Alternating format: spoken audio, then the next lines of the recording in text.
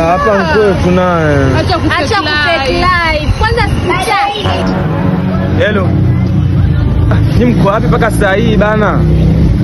Ushafika? Mbona siwaoni sasa?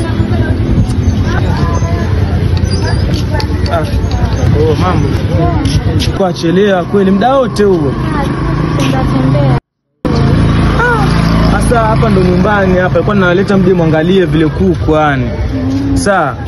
Lakini kwa leo au mwezi kuingia sababu wazazi wako. Hata tuwezi pata juice maji. Hatuwezi pata. Wazazi wako nitanunulia juice. Sawa. Hata mswali. Fanya nini? Kwani nani? Wauliza hivyo mimi nani hapa kwangu? Kwako? Hebu tokeni.